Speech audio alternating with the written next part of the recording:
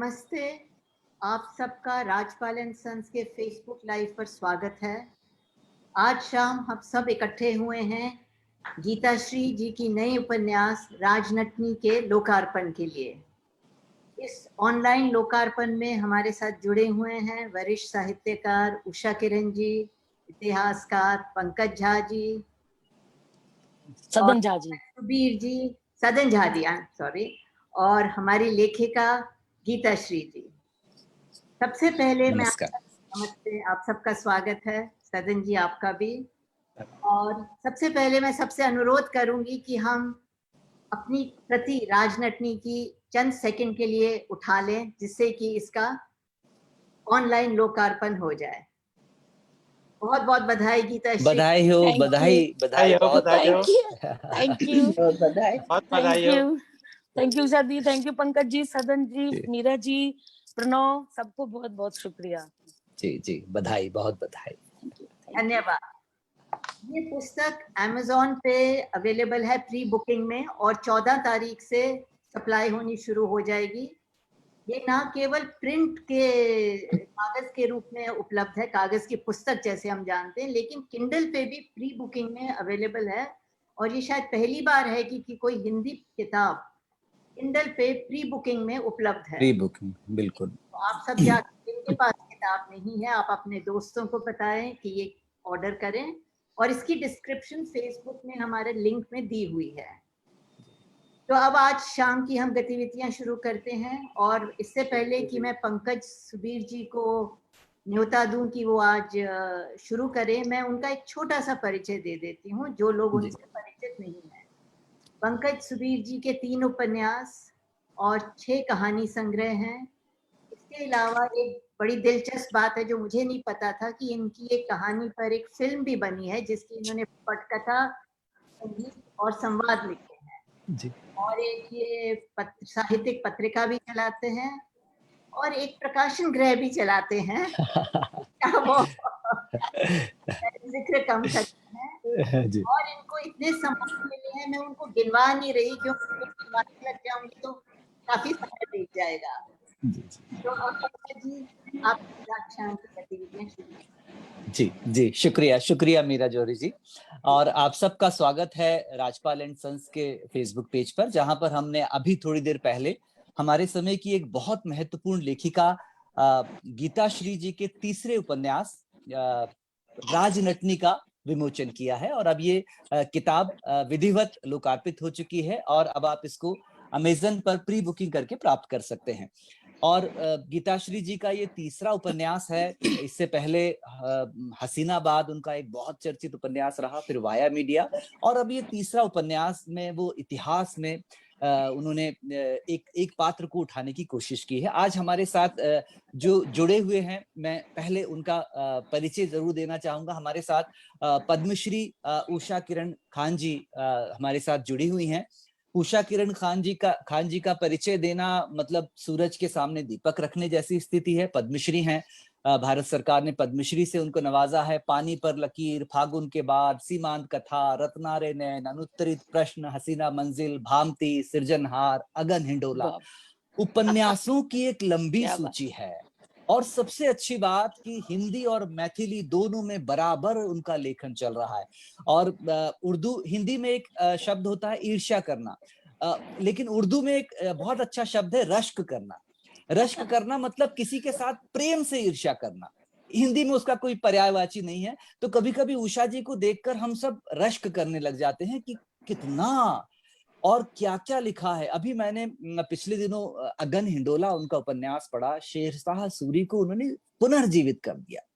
ऐसे अद्भुत पात्रों को रचने वाली, उनके सम्मान इतने ज्यादा हैं कि मैं अगर सम्मान गिनाने बैठूंगा तो पूरा समय बीत जाएगा। लेकिन गीताश्री जी के लिए ये बहुत सुखद है कि आज उषा किरण खान जी राजनटनी के लोकार्पण के अवसर पर उपस्थित हैं, क्योंकि वो मिथिलांचल से ही हैं और मिथिलांचल की बड़ी लेखिका हैं और वहां के इतिहास और लोक पर उनकी नब्ज पर हाथ है। तो आज वो हमारे साथ उपस्थित हैं, हम उनसे बात करेंगे। हमारे साथ जो दूसरी बड़ी शख्सियत उपस्थित हैं, सदन झा जी हैं, इतिहासकार हैं, चूंकि ये उपन्यास इतिहास और लोक के बीच में चलता है, ये कुछ कथाएं लोक से उठाता है, कुछ इतिहास की तरफ जाता है, फिर लोक में जाता है, फिर इतिहास में जाता है। तो ऐसे में सदन झा जी की उपस्थिति और उनका वक्तव्य और उनके साथ संवाद करना आज इसलिए महत्वपूर्ण है क्योंकि ये किताब इतिहास पर आधारित किताब है। और मैं जब सदन झा जी के बारे में पढ़ रहा था तो देवनागरी जगत की दृश्य संस्कृति उनकी 2019 में एक बहुत चर्चित किताब आई है। और उस किताब के बारे में मैं जब अलग अलग रिव्यूज पढ़ रहा था तो बड़े बड़े लोगों ने जिस तरह की रिव्यूज पर लिखे हैं तो मैं चमत्कृत होकर रह गया। वे एसोसिएट प्रोफेसर हैं सेंटर ऑफ सोशल स्टडीज सूरत में, और इतिहास पर उनकी कई किताबें आ चुकी हैं। तो अब सदन झा जी का स्वागत करते हैं इस मंच पर कि वो यहाँ उपस्थित हैं। तो हम इस किताब के ऐतिहासिक पक्ष पर उनसे जरूर जानना चाहेंगे। और आज जो हमारे इस किताब की लेखक हैं गीताश्री जी, हम सबकी प्रिय लेखिका, और मैं प्रिय लेखिका शब्द को हटा भी दूं तो हम सबकी प्रिय मित्र, बहुत अच्छी इंसान, और एक ऐसी शख्सियत कि आप अपने सुख में उन्हें भले ही साथ ना खड़ा पाएं, लेकिन जब भी आप दुख में घिरेंगे तो आपको सबसे पहला कॉल अगर किसी का आएगा तो वो गीताश्री का आएगा। ये उनकी इंसानियत को बताता है। ये एक वाकया कि वो किस तरह से लोगों के साथ जुड़ती हैं, किस तरह से वो इन सब चीजों को छोड़कर लोगों के साथ जुड़ती हैं। उनके भी जो मैंने बताया कि हसीनाबाद बहुत चर्चित एक संग्रह उपन्यास रहा, फिर उसके बाद वाया मीडिया, और ये तीसरा उपन्यास राजनटनी। क्योंकि इस किताब का फ्लैप मुझे लिखना था तो इसलिए मैंने उसे पढ़ा, और ये अद्भुत उपन्यास है। और इसके अलावा उनके कहानी संग्रह प्रार्थना के बाहर और स्वप्न साजिश और स्त्री डाउनलोड होते हैं, सपने, लेडीज सर्कल, लिट्टी चोखा, भूत खेला। मतलब पत्रकारिता से यहाँ आने के बाद उन्होंने हिंदी साहित्य में खलबली मचा दी है। मुझे लगता है कि इतने सारे कहानी संग्रह, इतने उपन्यास, और ये जो एक मैं वो टर्म का उपयोग करता हूं कि जब बहुत तेज गति से कोई गाड़ी सड़क से गुजरती है तो आसपास के पेड़ हिलने लग जाते हैं, केवल हवा में हिलते हैं। तो कहीं ना कहीं वो माहौल है कि ये बहुत तेज गति से एक गाड़ी जा रही है और किनारे के पत्ते यूं कांप रहे हैं। तो शुभकामनाएं इस किताब के लिए। और ये किताब जो मैंने कहा कि भले ही मीनाक्षी जो राजनटनी रही, उनको इतिहास ने जगह नहीं दी, लेकिन अब जो गीताश्री की जो राजनटनी है मीनाक्षी, वो इतिहास बनाने वाली है। ये किताब इतिहास बनाएगी। और ये वो किताब है जो हर लेखक अपने जीवन में एक बार, हर कलाकार अपने जीवन में एक कृति ऐसी रचना चाहता है जो कि उसके नाम से उस कलाकार को जाना जाए। तो ये मुझे लगता है कि वही कृति है। हालांकि गीताश्री जी की स्पीड ऐसी है कि अभी वो बहुत रचेंगी, बहुत लिखेंगी, लेकिन मुझे लगता है कि ये मील का पत्थर होगा। ये वो मील का पत्थर होगा जहां से आकर एक लेखन ऊंचाई की तरफ निकल जाता है फिर। तो बहुत बहुत बधाई हो गीताश्री जी को इस किताब के लिए। और हम सब लेखकीय बिरादरी की तरफ से मैं मीरा जौहरी जी को धन्यवाद ज्ञापित करना चाहता हूं कि हमारी एक साथी का इतना अच्छा उपन्यास उन्होंने इतनी खूबसूरती से छापा है कि इस उपन्यास को हाथ में लेते से ही हमें सारी चीजें दिखाई देने लग जाती हैं।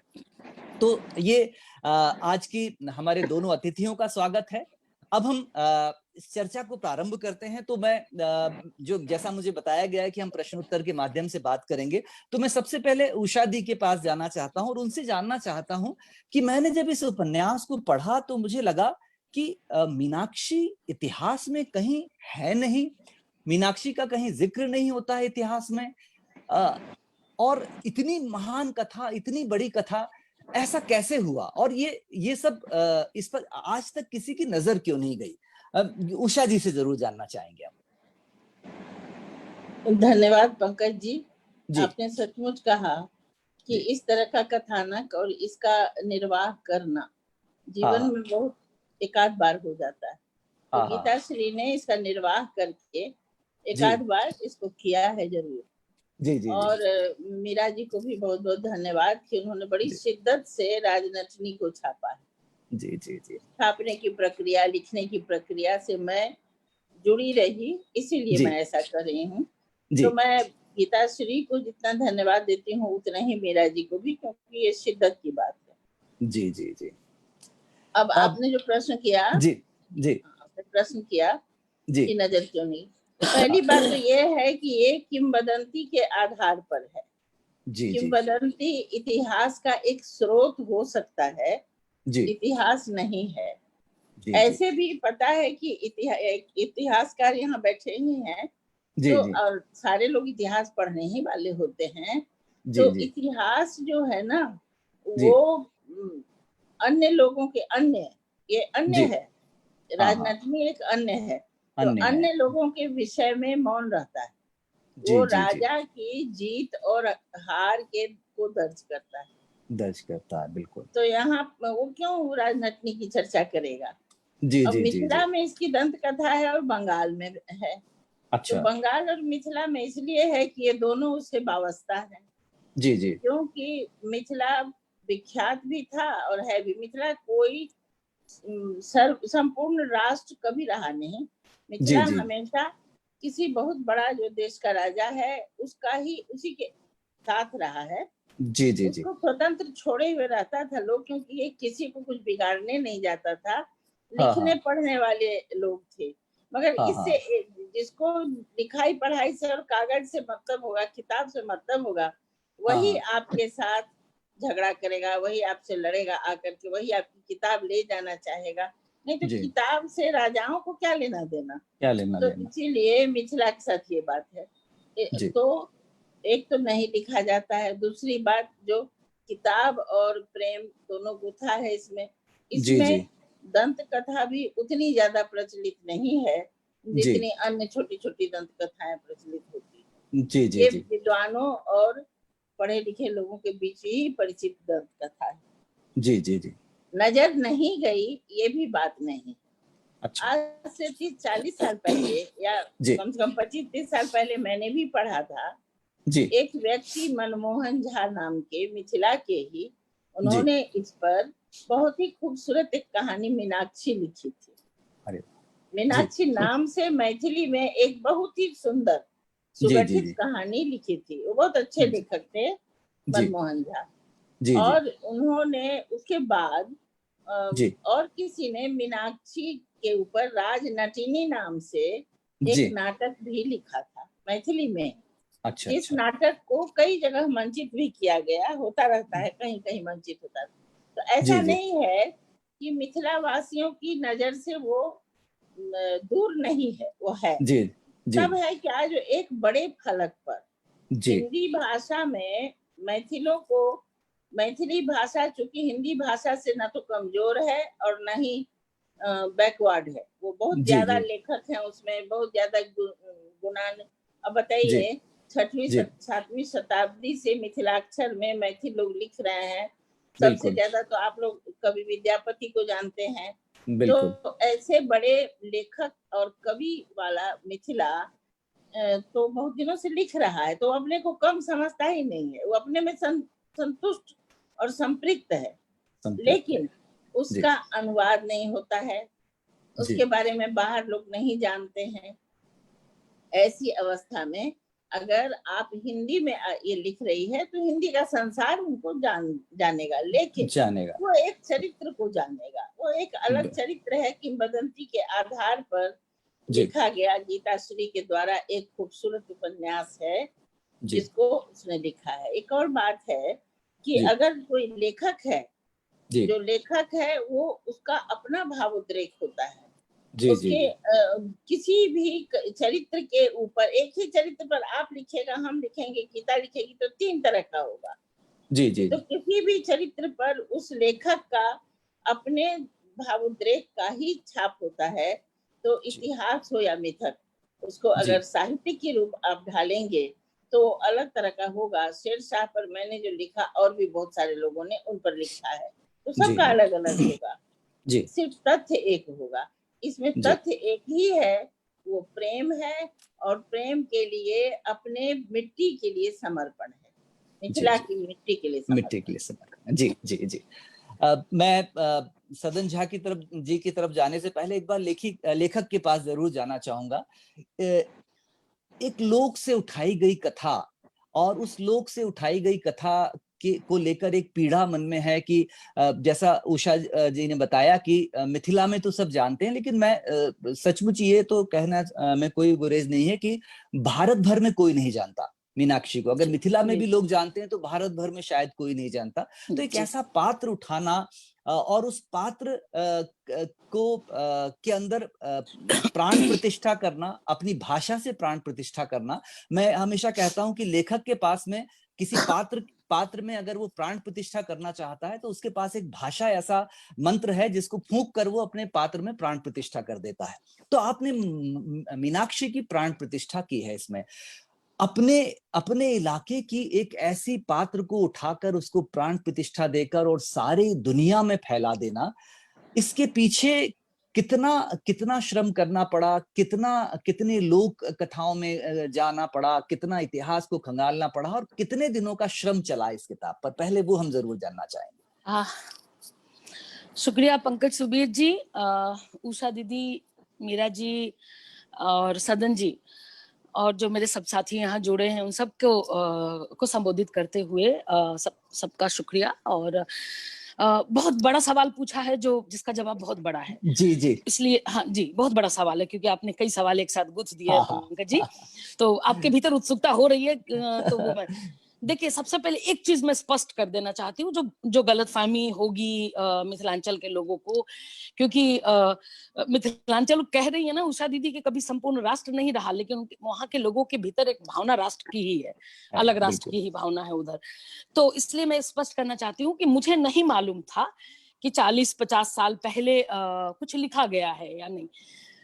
मैं मिथिला की स्त्रियों पर गर्व करती हूँ क्योंकि मेरी मिट्टी है, वो मेरी मिट्टी है। 3000 साल पुराना रिश्ता है मेरा। ग्रेटर मिथिलानी हूँ मैं।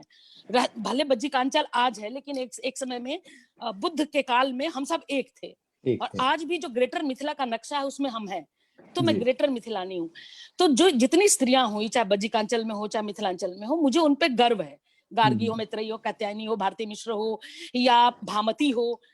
तो मैंने भामती पे उषा दीदी का लिखा पढ़ा जी, और गार्गी पे बहुत सारे लोग लिखते रहते हैं, बहुत चर्चा में। गार्गी तो स्त्री विमर्श का एक आइडियोलॉजी मैच करती है उनसे, गार्गी से। लेकिन मैं ऐसी स्त्री की तलाश में थी जिस पे कम लिखा गया हो, जिसको कम लोग जानते हो। देखिए, मुझे सचमुच अगर पता होता कि 50 साल पहले किसी ने इस पे कहानी लिखी, तो शायद मैं कहीं से लाके उसको देखती कि उसका ट्रीटमेंट क्या है, घटनाक्रम क्या है। मुझे कुछ भी नहीं मिला। मुझे जो चीज मिली वो आज मैं खुलासा करती हूँ कि मुझे एक ऐसी स्त्री की तलाश थी जो मोहब्बत तो करती हो, लेकिन मोहब्बत से बड़ी भी कोई चीज होती है क्या, एक लेखिका होने के नाते। तो मुझे एक ऐसी स्त्री मिली जिस पर मैं सारी स्त्रियों को कुर्बान कर सकती हूँ। एक ऐसी स्त्री जिसने मोहब्बत तो की, लेकिन मोहब्बत के लिए मोहब्बत अपने मुल्क से ज्यादा की, किसी व्यक्ति की बजाय उसने अपने मुल्क से, और मुल्क से भी ज्यादा उसने अपने किताबों से, पोथियों से प्यार था। तो ऐसी स्त्री मुझे ढूंढे इतिहास में नहीं मिली जिसने अपनी पोथियों से इतना प्यार किया हो कि उसके लिए जान दे दे, मोहब्बत उसको साम्राज्ञी बनाने को तैयार हो और वो उसको ठुकरा के जान दे के पोथियां बचा ले। तो एक तो ऐसी स्त्री मिल गई। अब ये स्त्री कैसे मिली? ये स्त्री मुझे मिली दंत कथाओं में। कैसे मिली? तो मैं 1.5-2 साल पहले उषा किरण खान दी से एक दिन ऐसे ही बात हो रही थी कि इन दिनों आप क्या लिख रही हैं, तो उन्होंने बताया कि वो खंड काव्य लिख रही हैं मीनाक्षी पे। मेरे स्त्रियों के बारे में चर्चा सुन के, खासकर जो पुराणों से रिलेटेड है या इतिहास से, मेरे कान खड़े हो जाते हैं। उषा दीदी को याद नहीं होगा। तो मैंने उषा दीदी से फिर क्रॉस क्वेश्चन किया कि कौन है, क्या है। तो उन्होंने जानकारी दी कि वहां की दंत कथा है। उसके बाद मैंने उषा दीदी का उपन्यास पढ़ा सृजनहार। जैसे ही सृजनहार पढ़ा, उसमें एक चैप्टर है कि जो गायक हैं, लोकल गायक हैं, वो मीनाक्षी के पराक्रम के गाने गाते हैं, गीत गाते हैं, घूम घूम के। उसकी उसकी सुंदरता की, उसकी पराक्रम की, उसकी मोहब्बत की, उसकी कुर्बानी की, उसके पूरे व्यक्तित्व की गाथा गाते हैं और गर्व से गाते हैं। तो इनके उपन्यास में एक चैप्टर में एक जगह बहुत संक्षेप में मीनाक्षी का वर्णन है और गायक सारे मिलके उसके बारे में बात कर रहे हैं। उषा दीदी से बात हुई, फिर मुझे सृजनहार में मिला, तो मुझे कथा सूत्र सृजनहार में मिला।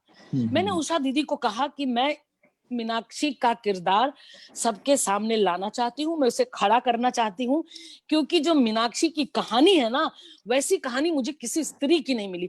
अगर गार्गी के बाद कोई, गार्गी से ज्यादा, गार्गी के बाद अगर गार्गी से ज्यादा कोई मुझे प्रभावित करती है तो वो है मीनाक्षी।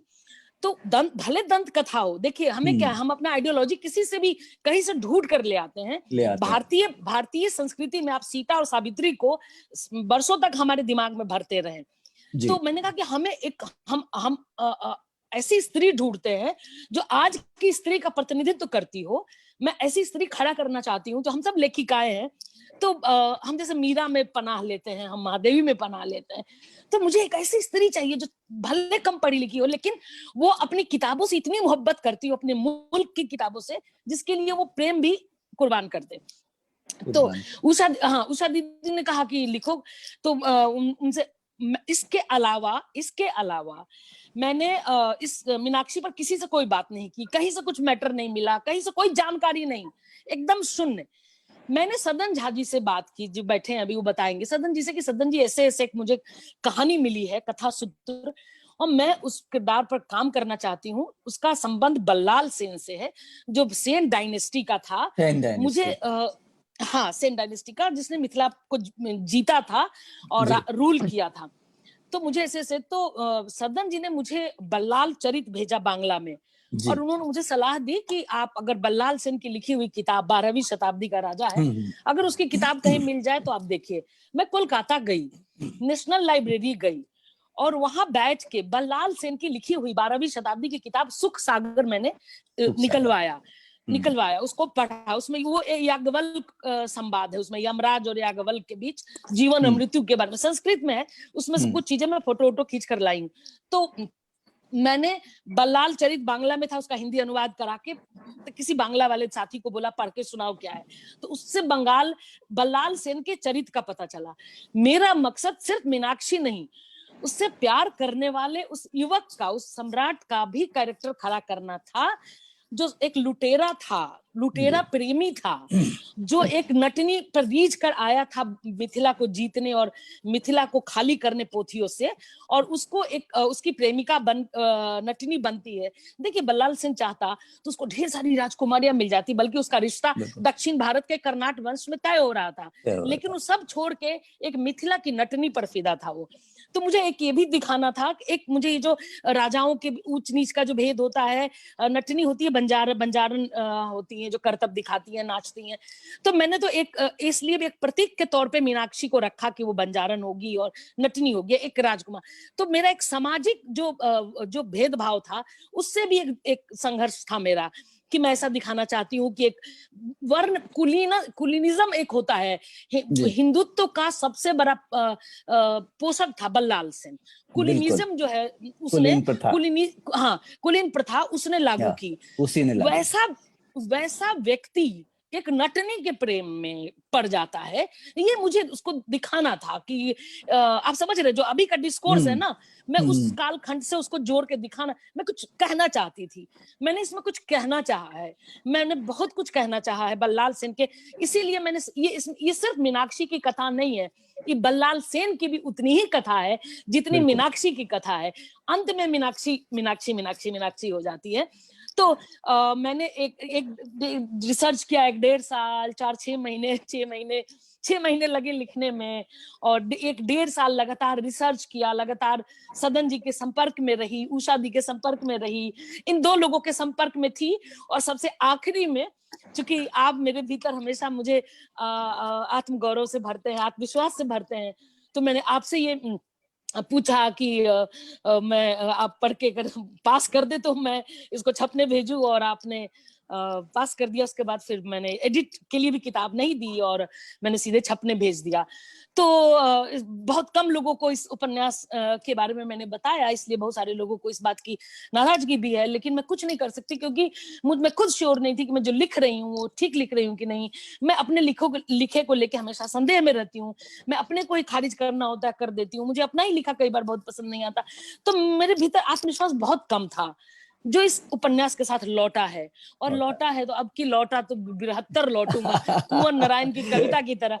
तो वो तो ये पूरी मेरी इस उपन्यास को लिखने की कथा रही। और जिन लोगों ने मुझे सहयोग दिया, आज वो सब के सब यहाँ मौजूद है, तो उन सब की मौजूदगी में मैं बहुत सुरक्षित महसूस कर रही हूँ। जी, अब हम सदन झा जी की तरफ चलते हैं, क्योंकि सदन झा जी आज इस डिबेट में सबसे महत्वपूर्ण व्यक्ति इसलिए हैं क्योंकि वो इतिहासकार हैं। हम तो लेखक होते हैं, हम तो इतिहास से, लोक से कुछ पात्र उठा लेते हैं, उन्हें गढ़ देते हैं और उस पर लिख देते हैं, लेकिन एक इतिहासकार की दृष्टि कैसे देखती है चीजों को, क्योंकि इतिहासकार जिस तरह से देखता है वो त्रिआयामी दृष्टि होती है। वो भूत को देखता है, वो भविष्य को देखता है, वो वर्तमान पे नजर रखता है और उन सबको रिलेट करके देखता है।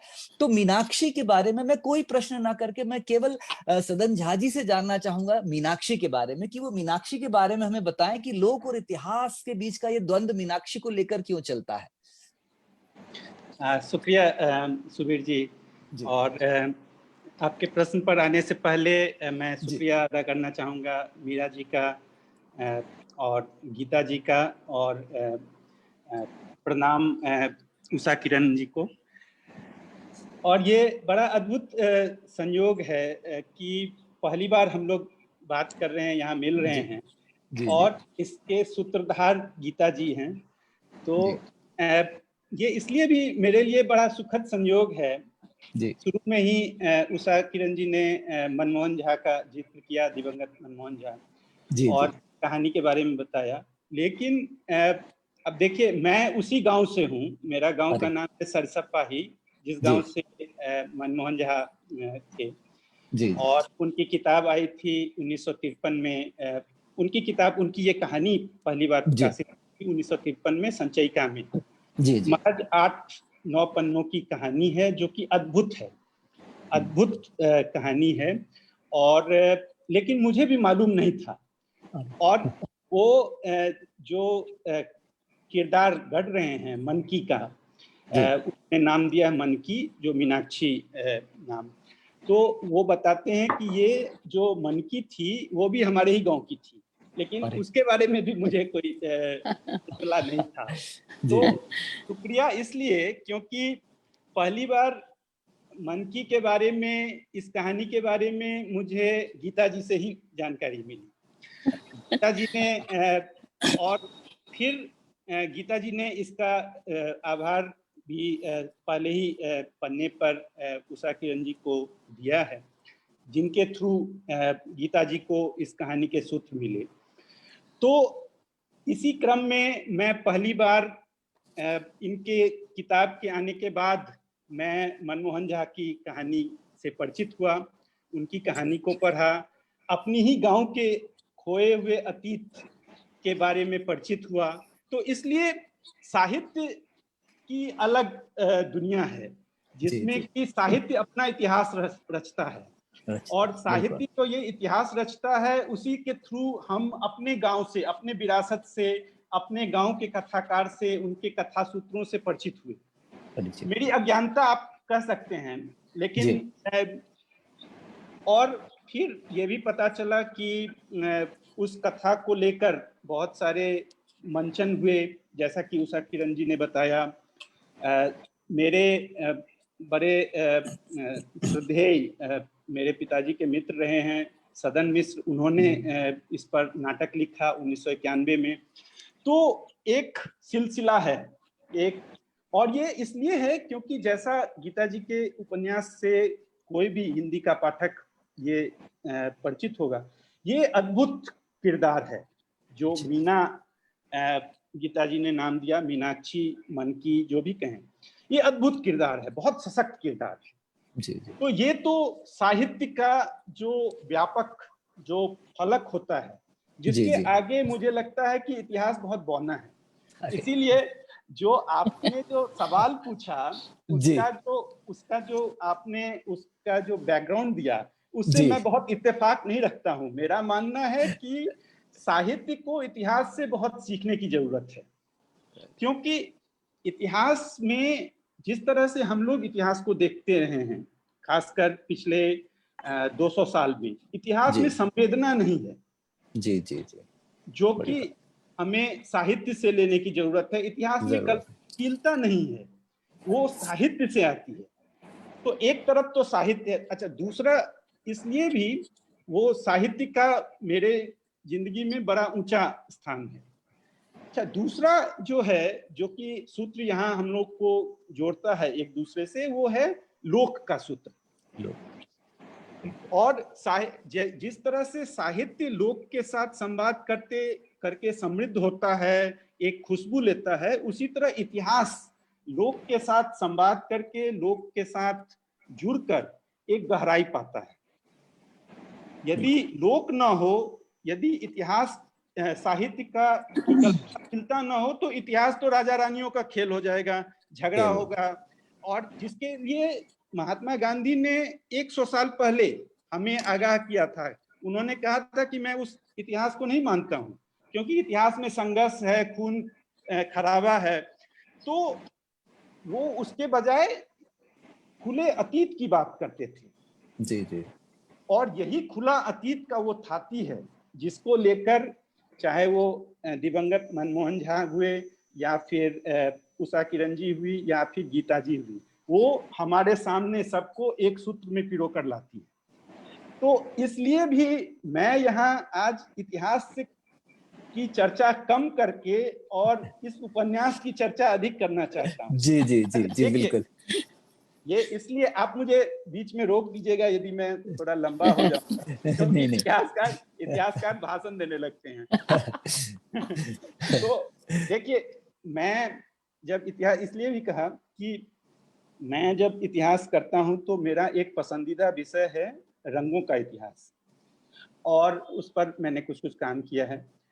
अभी जब मैंने गीता जी का ये उपन्यास पढ़ना शुरू किया, तो जो मुझे सबसे मनमोहक लगा, इसे मैंने गीता जी को लिखा तो उन्होंने इसे टाल दिया, लेकिन वो सबसे मनमोहक लगा कि इन्होंने जो मनकी है, मीनाक्षी है, उसको कुसुम के खेतों के बीच में उसको बसा दिया। अच्छा, ये इस बात को लेकर लोगों का ध्यान नहीं गया है। इतिहास में रंगों की बात कम होती है, अधिकतर दूसरे जो खून खराबे की बात अधिक होती है, कंक्वेस्ट की बात होती है। लेकिन ये जो रंग है, अच्छा, कुसुम जो है वो मिथिला में कुसुम की खेती हुआ करती थी, और ये मिथिला के इतिहासकारों ने इस तरफ ध्यान नहीं दिया जी। तो इतिहास बहुत सी चीजें अपने दायरे से बाहर छोड़ दिया है, चाहे वो कुसुम का खेत हो, चाहे वो स्त्री की किरदार हो, चाहे वो लोक में बसा जो प्रेम का सुगंध हो, इनको सब चीजों को छोड़ दिया है। इसलिए मुझे लगता है कि आपकी सवाल पे वापस आते हुए कि हम जब ऐतिहासिक साहित्य की बात करें तो साहित्य और इतिहास को एक दूसरे से तराजू में मत तौलें। जी जी जी। अब मैं गीताश्री जी से पूछना चाहूंगा, ये बहुत बड़ी जिम्मेदारी का उपन्यास था, बहुत बड़ी जिम्मेदारी, मतलब एक लेखक इसको लिखते समय बहुत जिम्मेदारी का बोझ महसूस करता है, क्योंकि एक इतिहास का ऐसा पात्र है, एक लोक का ऐसा पात्र है जिसको आपको बिल्कुल ठीक से दिखाना है और जिसमें जरा सा भी हेरफेर करने की कोई गुंजाइश नहीं है। तो एक अतिरिक्त तनाव होता है, उसके बावजूद आपने बहुत सुंदर उस उपन्यास को रच दिया है। तो जब ये उपन्यास आप लिख रही थी तब आपको कहीं ऐसा दिमाग में था कि ये पात्र इतनी ऊंचाइयों तक पहुंचने वाला है, ये उपन्यास इस तरीके से लिखा जाएगा? और पर्टिकुलर भाषा की मैं बात करूं तो आपकी भाषा इस उपन्यास में बहुत गजब है, और इतनी सुंदर भाषा का आपने उपयोग किया है। छोटे छोटे जो संवाद हैं जो मीनाक्षी और बल्लाल के बीच में हैं, वो सब रचते समय क्या चल रहा था गीताश्री के मन में? देखिए, बल्लाल एक मेरी फैंटेसी है। बल्लाल मेरी फैंटेसी है और मीनाक्षी मेरी आत्मा है। तो ये दो आत्माओं के बीच का एक ऐसा पुरुष जिसे मैं गढ़ना चाहती थी। देखिए, एक सर्जक का गौरव दिया मुझे बल्लाल ने। होगा इतिहास का बल्लाल को अलग तरह का, लेकिन जो मेरा बल्लाल है, जो मीनाक्षी का बल्लाल है, उसको मैंने गढ़ा, बहुत मोहब्बत से गढ़ा है। और मैंने इसके लिए बल्लाल को जानने के लिए अथर्ववेद का अध्ययन किया, मैंने अथर्ववेद के वो मंत्र निकाले, उसके अलग अलग खंडों के, जिसको वो मीनाक्षी पे धौंस जमाने के लिए इस्तेमाल करता है। तो मीनाक्षी, मैंने फिर इसके लिए मीनाक्षी को तैयार किया। मैं अपनी स्त्री को कभी भी, चाहे कितना ही महान पुरुष क्यों ना हो, अपनी स्त्री को पराजित नहीं देख सकती, चाहे वो अंगूठा छापी क्यों ना हो। तो मैंने मीनाक्षी ने लिखना पढ़ना सीखा। ये सब मुझे कथा कहीं नहीं, ये सब मैंने अपने मन से, क्योंकि मुझे लगा कि वो अथर्ववेद का ज्ञाता है और वो जब अपनी प्रेमिका से मिलेगा तो किस भाषा में बात करेगा, कैसे प्रणय निवेदन करेगा। तो फिर मीनाक्षी क्या मूर्खों की तरह उसका सामना करेगी एक पढ़े लिखे प्रेमी के सामने। तो मैंने फिर चुपके मीनाक्षी को पढ़ना और अथर्ववेद, और जो वो दोनों के बीच शास्त्रार्थ होता है, जब वो अथर्ववेद का मंत्र पढ़ते हुए उससे प्रणय निवेदन करता है, तब वो दूसरा मंत्र उनके सामने दे देती है, तो बल्लाल हैरान रह जाता है। तो मुझे तो एक ऐसी नायिका जो अपने सपनों की नायिका करनी थी। गल्प, मैं इसको कहती हूँ गल्प इतिहास। ये गल्प और इतिहास को मिला के, कि अगर मीनाक्षी गल्प है, लोक किंवदंती है, और वो इतिहास है, तो दोनों को मिला के मुझे इतनी छूट मिली। इसी वजह से मुझे छूट मिली। हालांकि छूट तो लोग ऐतिहासिक किरदार में खूब लेते हैं, अकबर पे लिखिए, शाहजहां पे लिखिए, लोग खूब छूट लेते हैं। साहित्य है कि आपको छूट बहुत देता है। इतिहास में छूट नहीं, इसलिए संवेदना नहीं है। साहित्य में छूट है, इसलिए संवेदना है। तो मेरे पास पूरी छूट थी। उस छूट को लेते हुए मैंने बल्लाल और मीनाक्षी को अपनी हर किताब हम आत्मा से ही लिखते हैं, लेकिन मैंने ऐसा अद्भुत, मतलब मैं आपको बताऊं, जब मैं अंतिम हिस्सा लिख रही थी तो इसके गवाह 2 लोग हैं। एक मेरी छोटी बहन है रश्मि भारद्वाज, और उषा किरण खांदी। इन दोनों को मैंने उस दिन फोन किया और देर तक मैं फोन पर फूट कर रोती रही। उषा दी तो और रश्मि की दीदी क्या हो गया आपको, लेकिन उषा किरण दी ने कहा कि हाँ, ऐसा होता है कि हम अपने किरदार के साथ जब कुछ ऐसा दृश्य रच रहे होते हैं तो रोना आता है। तो मैं रोई हूं। अब क्यों रोई ये नहीं बताऊंगी, पढ़ने के बाद आपको पता चलेगा, पूरा खुलासा नहीं करूंगी। लेकिन वो अध्याय लिखते समय मैं सचमुच फूट कर रोई, और दोनों को फोन किया इसलिए कि कविता की सनद रहे। और पहली बार मुझे एहसास हुआ कि लिखते समय सचमुच जो ये इतने सारे भाव, इतने सारे रंग आते जाते हैं, और इतनी छायाएं आपको घेरती हैं, और कैसे मैंने कहा कैसे लेखक जूझते हैं इनसे। पहली बार मैं उस ताप में जली हूँ, जो लेखकीय ताप होता है। इससे पहले मैं मजे में मैंने लिखा है, खूब मजे में लिखती हूँ। मजे में लोग, वो ममता जी कहती है गीता श्री तो मजे में लिख के मनोरंजन अपना भी करती है, दूसरों का भी करती है, मजे में लिखती है। लेकिन इस उपन्यास को मैंने मजे में नहीं लिखा है। इस उपन्यास को लिखते हुए बहुत तपी हूँ, बहुत रोई हूँ, बहुत ज्यादा। लेकिन मुझे नहीं मालूम कि ये मैं कैसे लिख गई। लोगों को आश्चर्य होगा, मैं कोई एकदम झूठ नहीं कह रही हूँ, कि मुझे सचमुच एहसास नहीं है कि मैं कैसे लिख गई। ये मैंने लिखा, ये मैंने रचा, लेकिन इस किरदार को खड़ा करते हुए मैंने अपनी पूरी शक्ति झोंक दी। ठीक वैसे जैसे कोलकाता का कोई मूर्तिकार जब दुर्गा की मूर्ति बनाता है, तो अपनी सारी सौंदर्य दृष्टि और अपनी सारी फीलिंग, जो तमाम स्त्रियां उसकी जिंदगी में आती है, उनके चेहरे से सुंदरता चुरा के उस मूर्ति में डालता है, उसी तरह से मैं संसार भर की स्त्रियों का किरदार, उनकी मजबूती, उनकी सुंदरता, उनके रंग, दुनिया की तमाम तितलियों से मैंने उड़ान लिए, तमाम फूलों से रंग उधार लिए, तमाम स्त्रियों से लेके सब मैंने एक मीनाक्षी में डाल दिया है। एक उसका केमिकल घोल बना के डाल दिया है इसमें। नहीं, पर ऐसा लगता है इस उपन्यास को पढ़ते समय कि गीताश्री का कायांतरण मीनाक्षी में हो गया हो।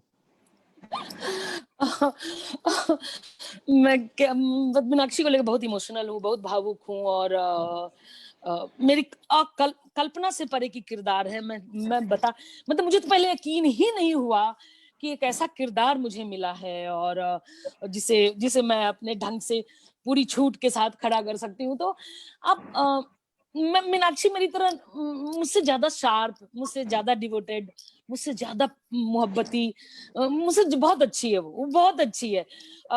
मूर्तिकार बहुत अच्छा नहीं होता, उसकी मूर्ति कितनी सुंदर होती है।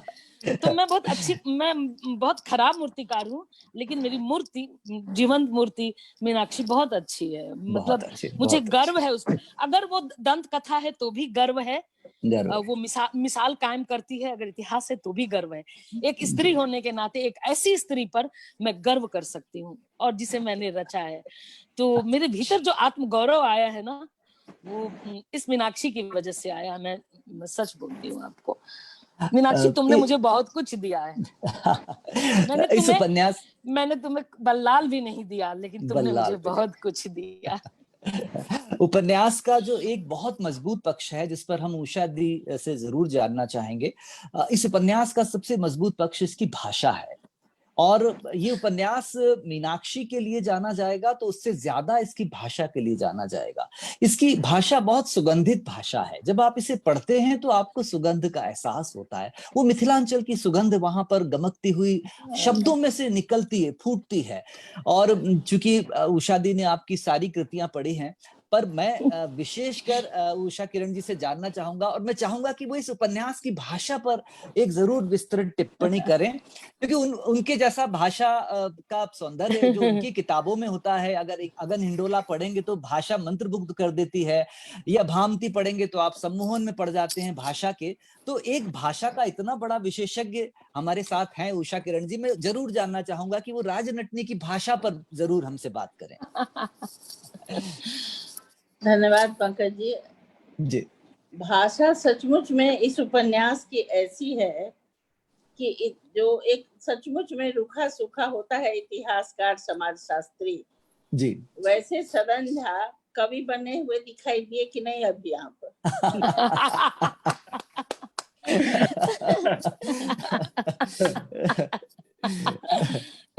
ये इसकी मजबूती है जी जी। और ये सबसे बड़ी बात है कि किसी भी लेखक को वो जहाँ का भी वो किरदार हो, उसको वो चुन लेता है जी जी जी। मीनाक्षी ने मुझे क्यों नहीं चुना? मैंने भी उस इलाके की बहुत सारी बातें लिखी हैं, तो मैंने उस पर नहीं लिखा जी जी। जब मैं 40 साल से उसको पढ़ के, उसका नाटक देख के और उसकी चर्चा सृजनहार में करके निश्चिंत थी जी, फिर भी मुझे उसने नहीं चुना, उसने गीताश्री को चुना। क्या बात। ये होता है कि किरदार खुद लेखक चुन लेता है। क्या बात है दीदी, बहुत बड़ी।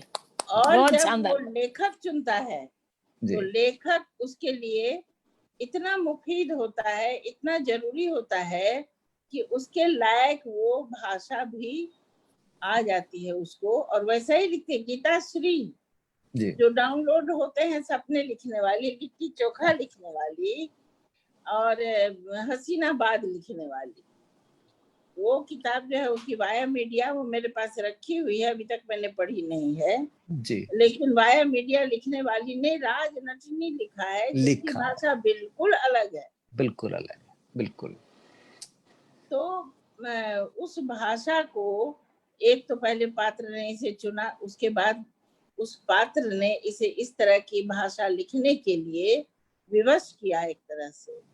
इतना तो आप जानिएगा कि देखिए उस पात्र ने इसको कितना अधिक पढ़वा दिया। बिल्कुल बिल्कुल सतही तौर पर अन्य जितने लेखक, कवि, पाठक जो इस पीढ़ी के हैं जी। हम आप लोगों की पीढ़ी की बात कर रहे हैं, कोई भी अब अथर्ववेद में डूबने क्यों जाएगा? लेकिन मीनाक्षी ने ये संभव किया कि गीताश्री ने अथर्ववेद भी देखा। मुझे याद है, मुझे पूछा था कि आप मुझको वेद के बारे में बताइए, कहाँ मिलेगा? हमने कहा पीडीएफ मिलता है, वह ले लो। लोगी क्या?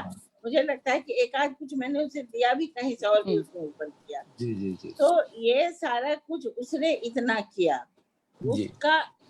आप अगर जिस वस्तु को लिखते हैं, जैसे आपने मेरा अभी अगन हिंडोला पढ़ा और भामती भी पढ़ा है जी जी तो जी। दोनों की भाषा बिल्कुल दो तरह की है, आपको लगा होगा।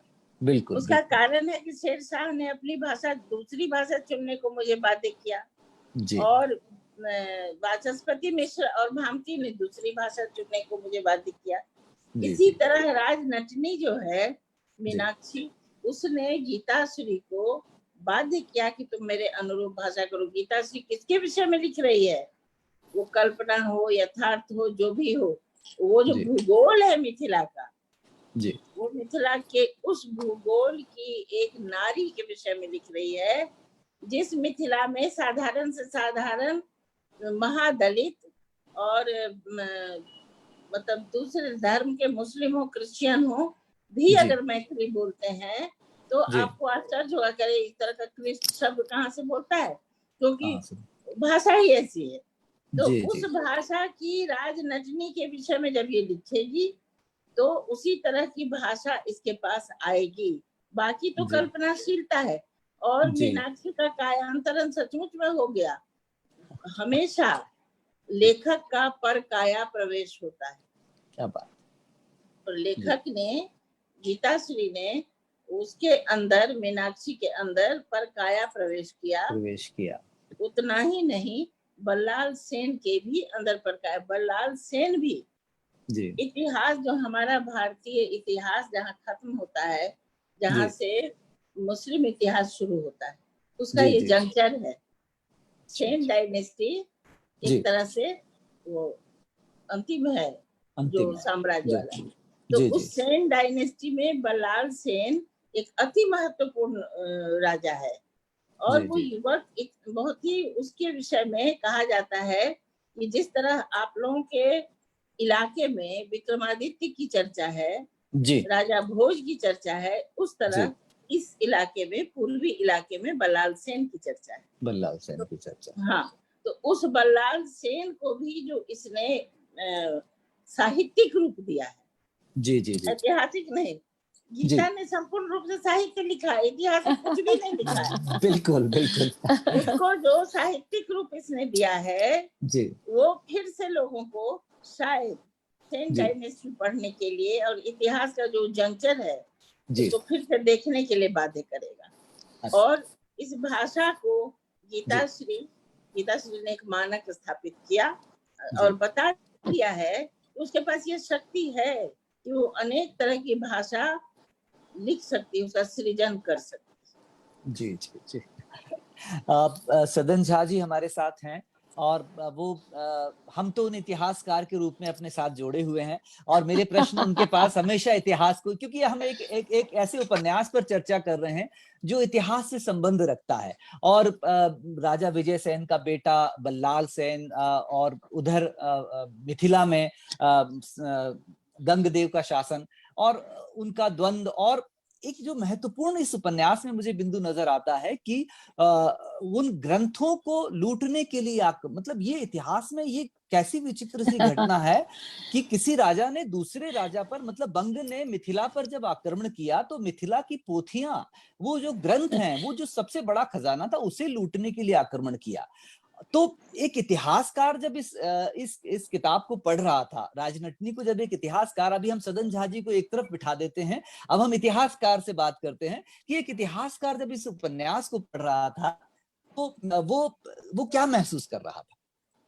देखिए, दो मेरे जवाब दो स्तर पर हैं। और मैंने कुछ दिन पहले ये जब किताब पढ़ रहा था, चर्चा भी हो रही थी, तो भी मैंने फेसबुक पे लिखा था।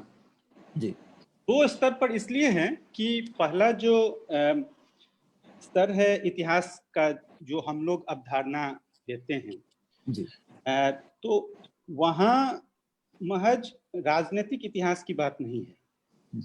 और ये मैं अब चूंकि हम लोग गंभीरता से इतिहास की बात कर रहे हैं, तो यहाँ इतिहास रूपक के रूप में आता है। तो सवाल ये नहीं है कि वो मिथिला पर पोथी को संग्रह करने के लिए अटैक किया था, उसके कोई साक्ष्य नहीं मिलते हैं। लेकिन यहाँ जब मनमोहन जी कथा को गढ़ रहे हैं, या गीता जी जब कथा को गढ़ रही हैं, किरण जी जब कथा को गढ़ रही हैं, तो पोथी मेरे लिए रूपक है, और रूपक है ज्ञान का। और जो बंगाल और मिथिला के बीच की जो प्रतिस्पर्धा है, जो लोक और शास्त्र में जो वो प्रतिस्पर्धा दिखती है, वो ज्ञान को लेकर प्रतिस्पर्धा है।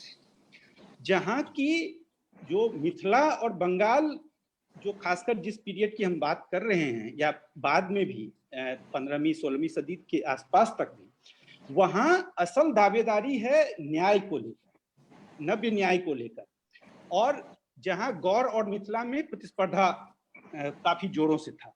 तो वो एक अलग स्तर है ज्ञान के रूप का, और हिस्ट्री कैसे अपने को रिफ्लेक्ट कर रहा है अलग अलग तरीके से। तो वो इतिहास का एक स्तर हुआ।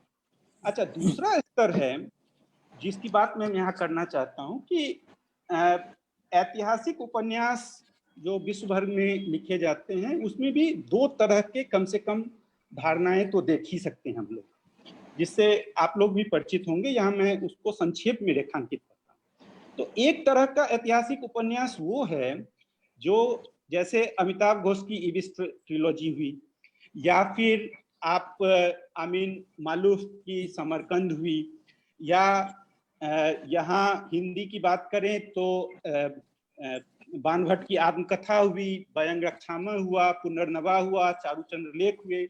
तो जहाँ की इतिहास की जो अवधारणा है, खासकर एक आर्काइव बेस्ड इतिहास, उसके साथ संवाद किया जाता है, और उसके वहां पर जो दैनिक रोजमर्रा की जिंदगी है, उसका जो बसावट है, उस क्षेत्र की जो बात है, उसको मोबिलाइज किया जाता है, और इससे एक अद्भुत किस्म का संगम होता है जो हम बाणभट्ट की आत्मकथा में देखते हैं जैसे। जी जी जी। तो ये एक तरह से इतिहास और साहित्य का संवाद होता है जी, जहां कि हम ऑथेंटिसिटी की बात करते हैं या उस तरह की बात करते हैं जो अमिताभ घोष जैसे 19वीं सदी को रचते हैं। दूसरा जो स्तर है जो कि अक्सर चर्चा में छूट जाता है, वो स्तर है जहां की अतीत के साथ हम जब संवाद करते हैं तो हम सब में अतीत की छवियां होती हैं। हम अपने तरह से इतिहास को इमेजिन करते हैं और इतिहास को जीते हैं, और उसमें इतिहास एक ऐसा धरातल है जो कि हमारे लिए अपने वर्तमान से उठकर अपनी हसरतों को, अपनी कल्पनाओं को का आईना है, जहां हम अतीत में प्रवेश करते हैं अपनी इच्छाओं को पूरा करने के लिए, और फिर हम रूपक घटते हैं। तो जो बात हम लोग यहाँ अभी कर रहे थे कि गीता जी जब मीनाक्षी के किरदार से वो पहली बार परिचित हुई, तो उसमें उन्होंने उस अतीत में और मीनाक्षी के किरदार में अपनी छवि देखी। ये वो धरातल है जिसकी तरफ मैं बात करना चाहता था कि जहां वर्तमान अतीत में अपनी छवि देखता है और उस छवि को ढूंढने के लिए वो अतीत में प्रवेश करता है। ये कहीं भी अनुशासनात्मक जो इतिहास है, इतिहास जो एक डिसिप्लिन है, उससे कहीं भी कमतर नहीं है। और यही वो खुला अतीत है जिसकी वकालत महात्मा गांधी करते थे। क्योंकि यदि आप ये हसरत, ये जो एक इथिकल इसका जो फोर्स है, नैतिकता की जो बात है, उसको यदि आप हटा दें, तब तो आप अतीत में प्रवेश कर भी आप अतीत में प्रवेश नहीं कर रहे हैं, तब तो आप अतीत में जा रहे हैं जानकारियां इकट्ठा करने के लिए।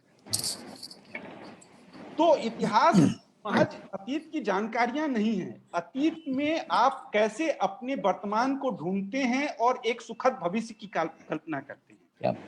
और जहां आप एक सशक्त किरदार है आपके पास, और उस सशक्त किरदार को आप बुनते हैं अपनी हसरतों से, वहां बहुत चीज मायने है। वहां मिथिला की भौगोलिकता मायने है, वहां लोक कथाएं मायने हैं, लेकिन वहां ये सब मायने खत्म भी हो जाते हैं, क्योंकि वहां आप पर्टिकुलरिटीज से ऊपर उठकर कुछ आप यूनिवर्सल करने की कोशिश करते हैं, कुछ आप एक वैश्विक चार्म होता है, आप वैश्विक संदेश देना चाहते हैं, जो संदेश इतिहास और साहित्य दोनों के लिए अहम है। और यह संदेश बिना कल्पनाशीलता के, बिना साहस के नहीं हो सकता है। और यही साहस गीता जी और मीनाक्षी को, मनकी को एक दूसरे से जोड़ता है। यही साहस है जिसके कारण हम इस कथा से अभिभूत हैं। क्या बात है, बहुत बहुत मैं भी ताली बजा रहा हूँ। आपने बहुत अच्छे से इतिहास और साहित्य के बीच का रेखांकन किया है। एक बात कहना चाहती हूँ पंकज। जी जी जी जी हाँ जी। मैं कहना ये चाहती हूँ कि एक ही कहानी, एक ही बात, एक ही पीरियड, सब कुछ एक है जी, लेकिन लिखने वाला उसको अपनी अपनी दृष्टि से देखता है। बिल्कुल, क्योंकि बिल्कुल। जो मीनाक्षी का सबसे पहली कहानी मैंने आज से वर्षों पहले पढ़ी थी, उस कहानी में एक सिंपल सी प्रेम कथा है जिसमें किताब भी है, प्रेम भी है, जीत का जश्न भी है। एक सिंपल सी कहानी है जो सीधे सीधे लोक कथात्मक है। जी जी। और जब मैंने उसकी चर्चा की सृजनहार में और उसके बाद मैंने खंड काव्य लिखना शुरू किया, जो कि अभी तक छपा हुआ नहीं है लेकिन मैंने लिखा है। तो उसमें उसकी नायिका मीनाक्षी नहीं है, मीनाक्षी एक साधन है, उसका नायक पुस्तक है।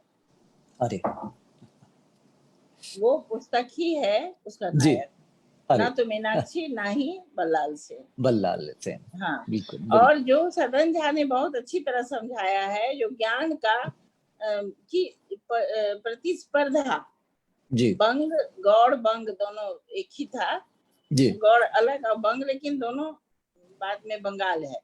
तो गौड़ बंग और मिथिला का पूरा इलाका जो है उनमें ज्ञान की बड़ी प्रतिस्पर्धा थी। नव्य न्याय की बात उन्होंने की। उससे पहले जो दर्शन का समय था, उस समय भी लोग मिथिला में आके पढ़ते थे और यहाँ से अनुलिखित करके ले जाते थे, अर्थात कॉपी करके। तो ओरिजिनल चीज ले जाना चाहता था, वो राजा था ना, वो चाहता था बल्लाल सेन और विजय सेन कि हमारे यहाँ जो पुस्तकालय हो उसमें मौलिक चीजें, यही कराना चाहता था। तो तब नायक मेरी दृष्टि में कौन हुआ? मेरी दृष्टि में नायक है किताब। बिल्कुल।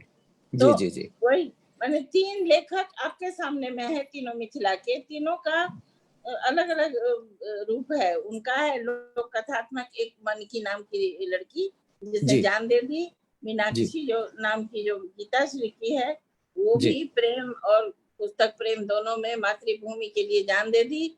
लेकिन मेरे लिए जो जान देने वाला है वो किताब है। किताब के कारण सिर्फ वो जान देती, एक निरक्षर औरत किताब का महत्व समझ के उसने जान दे दिया। क्या बात है, बहुत अच्छी बात कही उषा दी ने। और फिर मैं लेखक की तरफ मुड़ना चाहूंगा।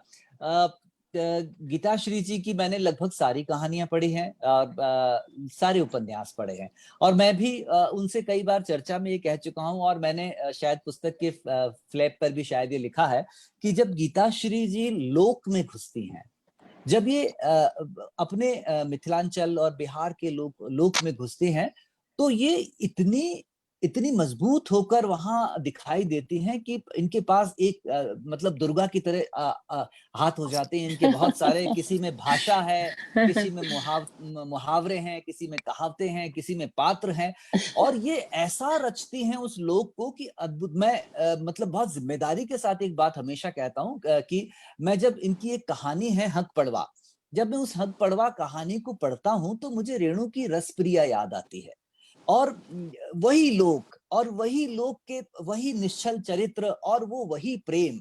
तो जब लोक आपका इतना मजबूत पक्ष है तो मुझे लगता है कि आपको लोक में ही बने रहना चाहिए। लेखक से जरूर जानना चाहेंगे कि लोक छोड़ कर फिर वापस क्यों भागते हैं, वहीं रहिए। वो बहुत अच्छा, आपका एक बहुत मजबूत पक्ष है लोक आपका। वो कहते हैं काबा मुझे खींचे है कि खींचे हैं मुझे कुफ्र। तो आप क्या रहते हैं महानगर में तो और जीते हैं लोक में, तो ये जो मेरा द्वंदात्मक संबंध है इन दोनों के साथ। तो मैं द्वंदात्मक भौतिकवाद ये बहुत सही है। वो तो हूँ लोक में। लोक की कहानियां, लिट्टी चोखा लोक ही तो है। लिट्टी सर्कल नाम भले लिट्टी सर्कल है लेकिन कहानियां लोक की हैं, मैं लोक में ही रहूंगा, मैं बाहर नहीं जाऊंगा, मैं ये ठीक है। लेकिन मेरे ऊपर ये भी दोस्तों का है कि कभी आसपास भी देखा करो, शायरी कहानियां भी लिखा करो। शहरी जीवन की अपनी जटिलताएं हैं और मुश्किलें हैं, तो उसको मुझे वो मुझे कोंचती हैं, तो मैं कभी कभी लिखती हूँ। लेकिन लोक के लिए अब क्या है कि मेरी स्मृति की जो पात्र थे, जो कहानियां थी, वो कभी तो खत्म होंगी, तो मुझे बार बार जाना पड़ता है अपने लोक के पास, वहां से चीजें बटोरने के लिए। तो लोक है मेरे भीतर। ये बात मुझे नहीं पता थी जब मैं शुरुआत में, आप ठीक कह रहे हैं, आपने नोटिस किया कि जब मैं शुरू में लिखने आई तो मुझे क्या पता था कि मैं तो जिस लोक को लेके आज इतना गदगद हूँ और अगरा रही हूँ, उसी लोक से मैंने पल्ला छुड़ा के मैं भागी थी, और नहीं नहीं मुझे नहीं जाना, मैं मतलब यहाँ ये प्रॉब्लम, यहाँ पर उसी पे इतनी मुग्ध हो जाऊंगी और वही मुझे इतनी चीजें देगा, ये मुझे नहीं मालूम था। तो मैं उसके लिए जो छूट गई थी, बीच में टूट गई थी उससे कड़ी, उसके लिए मुझे बहुत खेद भी होता है कि मैं इतने सालों तक क्यों कटी रही। लेकिन तब मुझे लेखक नहीं बनना था, तो ठीक है, पत्रकारिता में लोग क्या करते, लोग पत्रकारिता करनी होती तो अपने नगर शहर में रहती, दिल्ली क्यों आती। तो आपकी बात ठीक है कि लोक में ही रहूंगा मैं, लोक नहीं छोड़ूंगा मैं। लेकिन पंकज जी, आज मैं आपसे आज एक बात कहना चाहती हूँ कि लेखक से आज कम बात करिए, क्योंकि लेखक लिख लिख के थक चुका है। आप ना आज आप, मैं सदन जी को और उषा दी को और आपको तीनों को सुनना चाहती हूँ, तो इसलिए आप तीनों बोले। अब मैं आपसे ही पूछती हूँ ये एक सवाल कि आपने ये उपन्यास पढ़ा, आपने मेरा सब कुछ पढ़ा है, ये पढ़ा, तो आप ने एक इस मीनाक्षी को और एक ऐतिहासिक किरदार के साथ जोड़कर जो मेरा लोक जिस तरह से उभरता है, उसको आप किस तरह से देखते हैं? आप उस लोक और इतिहास को मिला के इसको आप क्या नाम देना चाहेंगे इस विधा को? अब तक तो लोग ऐतिहासिक कैरेक्टर पे लिखते रहे हैं, ये एक किंवदंती और इतिहास के मेल से मेरे लिए तो पहली बार है कि किंवदंती से उठाया और इतिहास से जोड़ा। तो आप किस तरह से, आप एक लेखक हैं, आप किस तरह से देखते हैं? आप अपनी कहिए, सदन जी से कहवाइए और उषा जी से कहिए। आज लेखक को कम तंग करिए, आप लेखक सुनने आया है, लेखक आप लोग को सुनने आया है। मैंने चूंकि आप इस उपन्यास का बैक पेज लिखा हुआ है, तो जब लिखा था तो मैंने पढ़ा भी था, और मैंने पढ़ने के बाद जब आपसे कहा था और मैंने आपको एक मैसेज किया था कि आप मीनाक्षी के कारण जाने जाएंगे, तो जब मैं इस उपन्यास को पढ़ रहा था तो मुझे जो सबसे अच्छी बात इस उपन्यास को पढ़ते समय लग रही थी कि एक तो मीनाक्षी का जो आपने चरित्र गढ़ा है, एक सौंदर्य और उसके अंदर की ताकत, वो दोनों का इतना अच्छा संतुलन मीनाक्षी में दिखाई देता है कि वो सुंदर है, वो अद्वितीय सुंदरता है उसके पास में। तभी तो एक देश का राजा, राजकुमार था उस समय तो बल्लाल सेन, तो एक देश का राजकुमार केवल चर्चाएं सुनकर मोहित हुआ, इतनी अद्वितीय सुंदरता। लेकिन उसके बाद उसके अंदर की शक्ति, उन दोनों का एक गजब संतुलन इस उपन्यास में दिखाई देता है। और जो आपने इतिहास और लोक की बात की, तो मुझे याद पड़ता है कि जब मैंने इस उपन्यास पर एक टिप्पणी फेसबुक पर लिखी थी, तो किन्हीं सज्जन ने आकर वहां नीचे लिखा था टिप्पणी में फेसबुक पर कि ये इतिहास है कि लोक है। तो ये तो सदन जी से हम जानेंगे कि इतिहास और लोक में क्या फर्क होता है। लेकिन मेरे हिसाब से मैं जो समझता रहा हूं, जो जितना एक लेखक के रूप में समझता रहा, कि जो इतिहास बड़े लोगों की कहानियां लिखता है और जिन छोटे लोगों को इतिहास छोड़ देता है, उन्हें लोक पकड़ लेता है। और लोक उन्हें लंबे समय तक श्रुति परंपरा में सहेज के रखता है कि माँ से बेटी में, बेटी से बेटी में, और वो श्रुति चलती चली जाती है। तो ये कहना कि लोक इतिहास नहीं है, वो भी ठीक नहीं है, क्योंकि किंवदंती भी हो सकती है, लेकिन हो सकता है कि श्रुति, जैसे महुआ गटवारी ने एक पात्र आता है, तो महुआ गटवारी भी एक ऐसा ही पात्र है। तो उसी तरह से मीनाक्षी का पात्र भी हो सकता है कि सच ही पात्र हो, श्रुतियों के द्वारा चलता आया, इतिहास ने उसे जगह नहीं दी, इतिहास ने बहुत सारे पात्रों को जगह नहीं दी। इतिहास तो पुरुषों ने लिखा, तो पुरुषों का लिखा। रामायण राम की कहानी है, सीता उसमें कहीं नहीं है, सीता राम के सहयोगी के रूप में भटकती हुई दिखती है, जबकि मेरे विचार से कहानी बड़ी सीता की है। तो इसीलिए बल्लाल सेन की कहानी लिखी जाएगी, बल्लाल चरित्र लिख दिया गया, पृथ्वीराज रासो लिख दिया गया, शिवाजी की कहानी लिख दी गई, अकबर की कहानी लिख दी गई, सबकी लिख दी गई, लेकिन स्त्रियां और वो जो छोटे छोटे पात्र थे उनको कोई किसी ने नहीं लिखा। लेकिन हमारा लोक कभी अन्याय नहीं करता है, लोक हमेशा उन पात्रों के साथ पूरा न्याय करता है जिनको इतिहास छोड़ रहा है, और वो उनको सहेज लेता है। और इतिहास तो आप जब किताब पढ़ने जाओगे तब आप इतिहास के पास पहुंचोगे, लोग तो आपको चलते फिरते आपके कानों में इतिहास डाल के चला जाएगा कि आप नानी की गोद में लेटे हैं और नानी ने आपको पूरा इतिहास सुना दिया। तो मुझे ये लगता है कि मीनाक्षी के रूप में जब मैं पढ़ रहा था तो मैं एक बात सोच रहा था, मुझसे किसी ने कहा था कि एक लेखक अपनी मिट्टी का ऋण कैसे उतार सकता है, क्योंकि उस मिट्टी ने उसे बनाया है, उसे सिरजा है, उसे भाषा दी है, उसे संस्कार दिए हैं, उसके अंदर वो पात्र दिए हैं, उसको सब कुछ दिया है, तो वो ऋण तो जीवन भर रहता है, तो वो ऋण कैसे उतरता है। तो मैं जब राजनटनी को पढ़ रहा था तो मुझे लगता था, सबसे पहले मेरे मन में यही आया कि गीताश्री ने अपनी मिट्टी का ऋण उतार दिया, और अपनी मिट्टी का ऋण ऐसे उतार दिया कि एक पात्र अपनी मिट्टी से उठाया, वो मिट्टी में पड़ा हुआ पात्र था, उस मिट्टी से पात्र को उठाया, मीनाक्षी को उठाया, उसे साफ करा, उसको बिल्कुल जो आपने कहा कि जिस तरह से वो कोलकाता में जो मूर्तियां गढ़ते हैं उस तरह से आपने मीनाक्षी की मूर्ति गढ़ी, और उस मूर्ति को गढ़कर आपने दुनिया के सामने उस तेजोमय रूप में, मैं तेजोमय शब्द इसलिए कह रहा हूं कि वो अद्वितीय तेज है मीनाक्षी के उस पूरे चरित्र में। और वो जब वो हम उसको प्रेम में डूबा हुआ पाते हैं तो वो बहुत प्रेम में है, लेकिन ये जो आपने एक जो उसमें जो एक मोड़ आता है कि जहां उसको प्रेम और देश में से किसी को चुनना है, वो उस कहानी का, अंग्रेजी में बार बार कहते हैं कि यूएसपी, किसी कहानी का यूएसपी क्या है, तो मुझे लगता है कि वो उस कहानी का वो जो द्वंद्व है कि प्रेम और देश खड़ा है, अब इसमें से चयन करना है, वो आपने बहुत अद्भुत तरीके से रचा है। तो अगर आप एक लेखक के रूप में मुझसे पूछना चाहें तो मैंने शुरुआत में कहा कि ये वही उपन्यास है, ये वही कृति है जिसे हर कलाकार अपने जीवन में एक बार रचना चाहता है, और ये आपने रच दी है। अब इसके बाद आप जो भी करेंगे वो सब दर्ज होगा, लेकिन मीनाक्षी की जगह पर खड़ी हुई नजर आएगी। तो मुझे सदन जी से बात करिए। हाँ, मैं सदन जी की तरफ ही जा रहा हूँ। सदन जी, इसमें चूंकि प्रेम हर व्यक्ति करता है, आपने भी किया होगा, तो इसका जो प्रेम पक्ष है, इस किताब के प्रेम पक्ष पर बहुत अलग से चर्चा होनी चाहिए कि इसका प्रेम पक्ष, बल्कि मीनाक्षी ने कई जगहों पर प्रेम को परिभाषित किया है, कम से कम 3 जगह तो, एक सौमित्र के सामने प्रेम को परिभाषित किया है, बल्लाल के सामने प्रेम को परिभाषित किया है, और तीसरा अपनी सहेली के सामने प्रेम को परिभाषित किया है, और तीनों जगह उसने प्रेम की नई नई परिभाषाएं दी है। और इस किताब में प्रेम, हर दूसरी पन्ने पर प्रेम दिखता है आपको, और प्रेम के नए नए अर्थ दिखाई देते हैं। तो अब इतिहासकार भी हट जाए और सदन झा भी हट जाए, और अब इसके प्रेम पर चर्चा करने के लिए मैं चाहूंगा कि इसके अंदर जो प्रेम है उसको आप किस दृष्टि से देखना चाहेंगे? देखिए, इसके लिए बहुत आपने मन की बात जी तो सवाल पर मैं आना चाहता था, क्योंकि ये प्रेम अद्भुत है।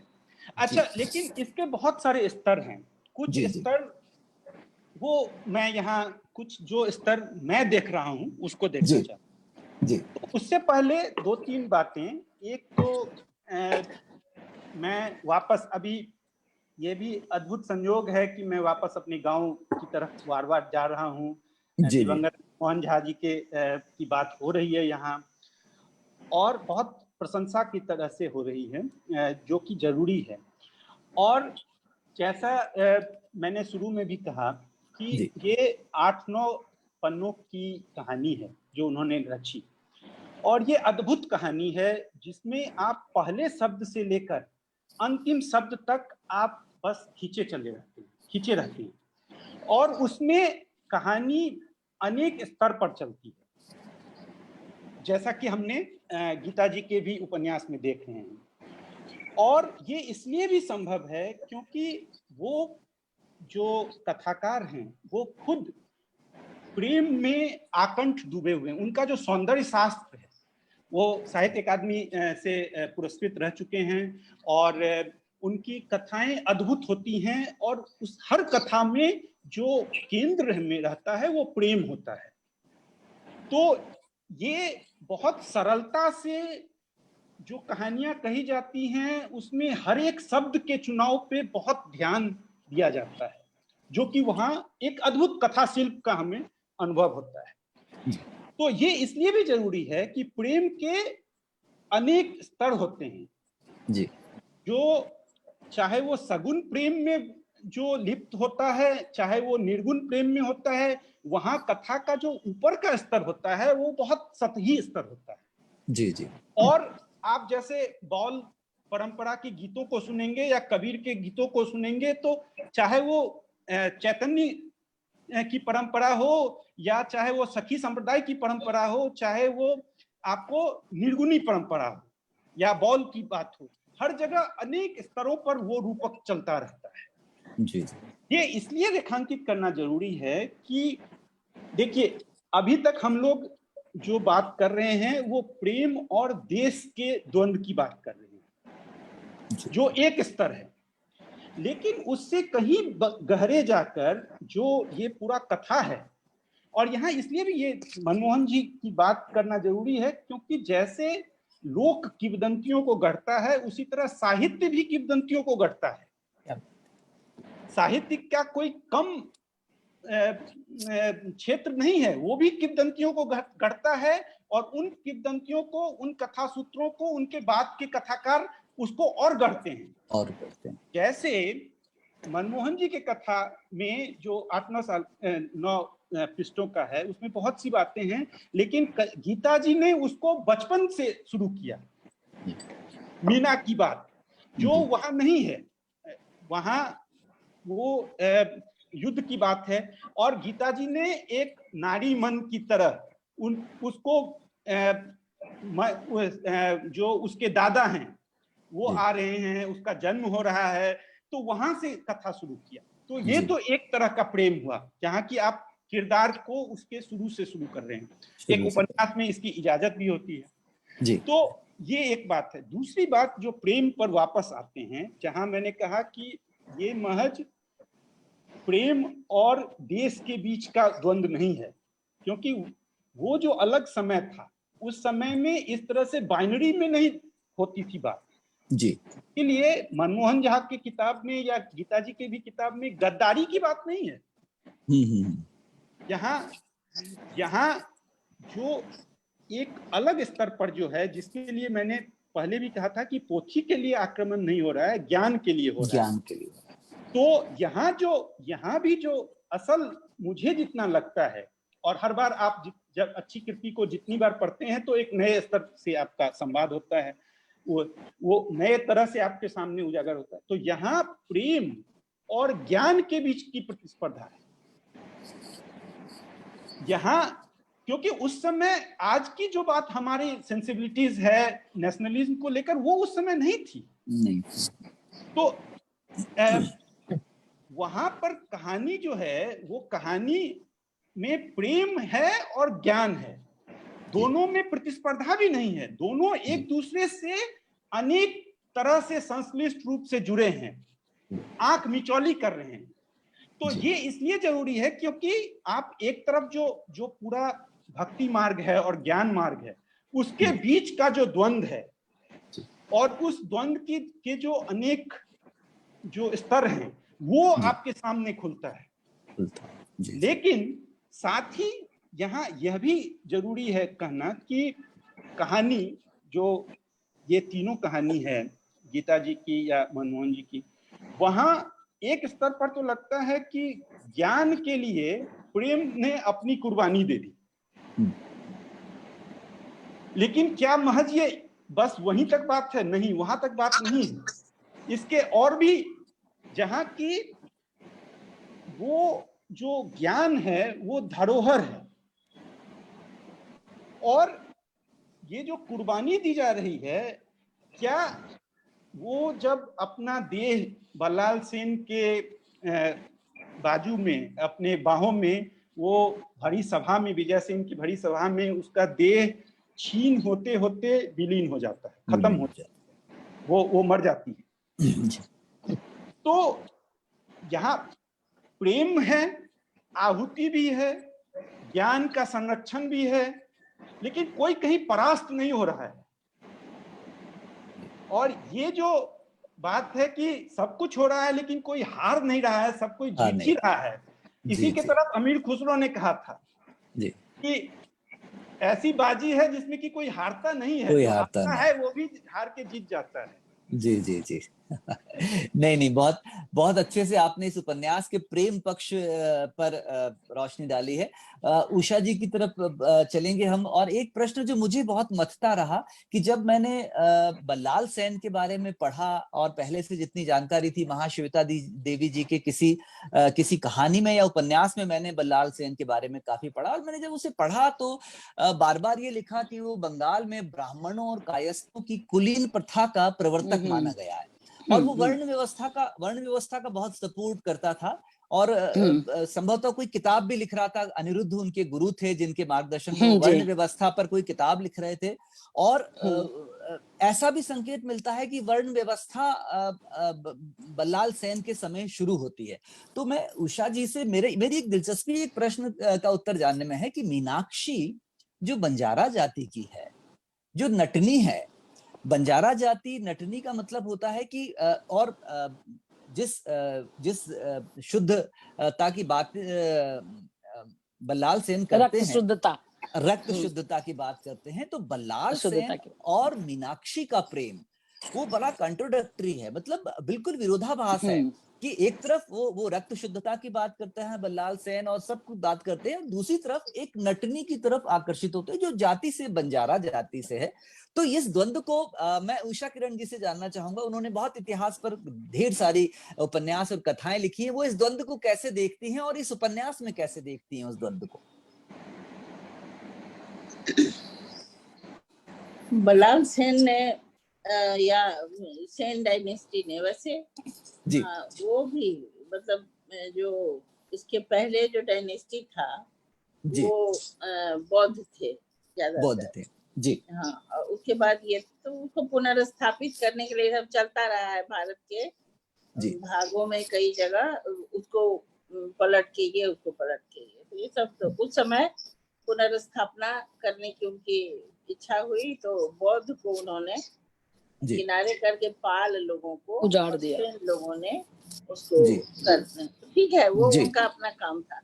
अब आप जो कह रहे हैं ना, यहाँ पर प्रेम है, फिर यहाँ प्रेम है ना बीच में, उनको प्रेम न नटनी से हुआ है जी, और राजाओं के लिए तो सब कुछ मान्य है। राजा अगर नटनी को पटरानी भी बनाना चाहे, कोई जरूरी नहीं कि पटरानी को बना रहे होंगे जी, लेकिन अगर वो नटनी को पटरानी भी बनाएंगे तो उनको कौन रोकेगा? राजा को तो ईश्वर का अवतार माना जाता रहा है ना। बिल्कुल बिल्कुल। अगर आप अगर राजत्व का सिद्धांत यही है कि राजा जिसकी बाह गहेगा जी, वो हर हालत में वो पटरानी हो सकती थी अगर ये चाहता तो। क्यों? तो प्रेम है इसका, तो यहाँ तो कुछ नहीं। इस समय हमको प्रतीक से वो याद आता है कि जो सुग्गा है वो सेमल के पेड़ पर लाल लाल फूल में लुभा के बैठा है, जब फल होता है उस पर चोंच मारता है तो उड़ के जो रुई है भीतर रुइयारी सुगना, तो ये तो एक कथा का अंत वही है जी जी जी। सुग्गा और सेमल का उदाहरण इसके लिए सही है। और वो प्रेम था, प्रेम के कारण वो नटनी क्या किसी को भी रख, नटनी कोई बड़ी बात नहीं थी, नटनी तो नटनी थी, उसको किस रूप में रखता क्या पता आपको जी जी जी। अभी आपको तो नहीं मालूम था, अभी तो चली गई, लेकिन अभी तो प्रेम में दोनों थे जी जी जी। वो देश प्रेम में ज्यादा थी और उसके प्रेम में भी थी जी। और अब समय काफी हो गया।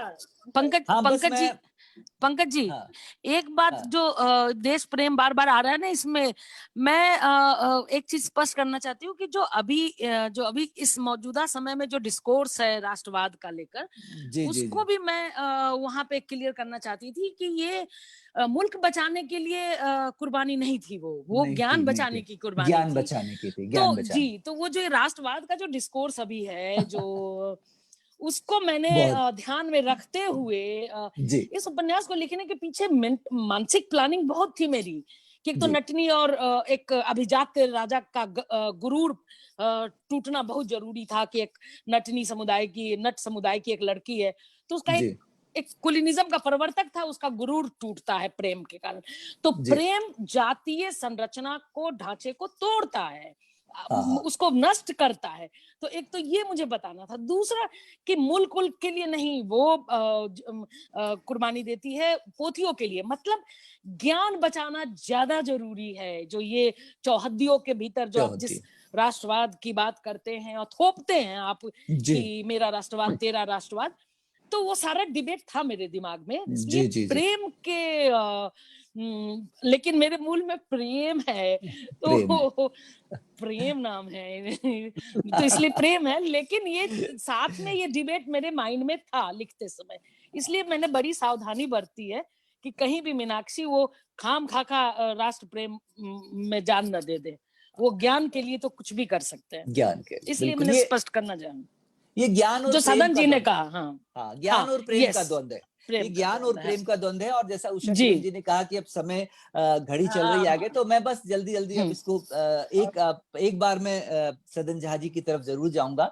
एक प्रश्न मेरे अंदर बहुत कुलबुला रहा है, और एक लेखक के रूप में वो बहुत जिज्ञासा वाला प्रश्न है, कि इतिहास या लोक पर लिखते समय लेखक को कहाँ सजग रहना चाहिए, और क्या अतिरिक्त सावधानियां बरतनी चाहिए, और इस उपन्यास बढ़िया। में इस उपन्यास में वो सजगता, वो सावधानी आपको दिखाई देती है?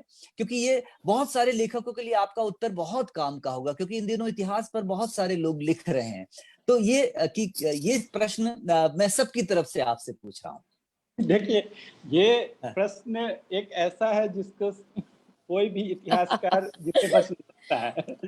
और लेकिन मैं दो तरह से उत्तर दूंगा।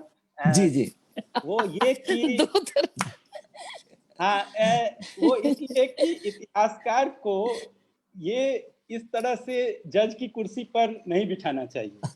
नहीं और बिठाना चाहिए। वो इसलिए भी कि जैसा मैंने शुरू से कहा कि इतिहास की जी, अलग अलग अवधारणाएं हैं, अतीत को जी, लेकर अलग अलग अवधारणाएं जी, हैं, ऐतिहासिक इसीलिए मैंने शुरू में कहा कि ऐतिहासिक साहित्य को लेकर अलग अवधारणाएं हैं। और जी, ये जितने स्तर पर हों, अलग अलग स्तर पर हों, उतना जरूरी है। जी, जी, अब लेकिन फिर भी वापस आपके सवाल को बिना मतलब आज हम लोग पुस्तक के विमोचन में हैं, जी, और जी, इस जजमेंट को देने के लिए भी आपको बहुत अलग से तैयारी करनी अलग पड़ती से, है। जी, जी, तो वहां ना जाकर देखिए, दो बात इसीलिए मैंने कहा कि जब हजारी प्रसाद द्विवेदी बाणभट्ट की आत्मकथा लिख रहे थे, तो जी, वहां जो बसावट है और जो बुनावट है किरदारों का, वो जी, अलग तरह से, तो उस तरह के रचना के लिए बहुत समय लगता है। समझ गया। आपको बहुत तरह के अलग किस्म की तैयारियां करनी पड़ती हैं। जी, जी, जी, लेकिन जब आप स्त्री मन की बात और उस मन को आप गढ़ने लगते हैं, तो बहुत बार आपका जो प्रवाह होता है आपका, इसीलिए मैंने कहा कि इतिहास वह भी है जो कि हम वर्तमान से कल्पना करते हैं, सृजन करते हैं वर्तमान में जी, रहकर। जी, तो जी, जानकारियों के लेवल पे बहुत जरूरी नहीं है कि हम हमेशा वहीं पर उसको कसौटी में कसें, जी, कसें, क्योंकि हमारी अपनी सीमाएं होती हैं। एक साहित्यकार के लिए, एक पत्रकार के लिए वो सीमा होती है कि वो कितना दिन एक कथा जी, को कितने सालों तक उसको बुनता रहे। जी, तो ये एक बात है। अब जैसे देखिए, यहाँ प्रेम, इसीलिए वापस मैं प्रेम की तरफ आना चाहता हूँ। वो इसलिए कि देखिए, आपका जो जो सवाल है कि एक साहित्यकार को किस तरह की नसीहतें, किस तरह की सतर्कता बरतनी चाहिए, वो बहुत जरूरी है। और यहाँ पे हम अक्सर मतलब कोई आदमी तो ज्ञान का मतलब अथाह तो हो नहीं सकता है। इतिहास को आप पढ़ के समझते हैं, और इतिहास में जिस तरह का इतिहास भारत में अभी तक अब पिछले 50-60 साल में बहुत तब्दीलियां आई हैं वहाँ, लेकिन अभी भी हम इतिहास को रोजमर्रा के लेवल पे नहीं ले गए।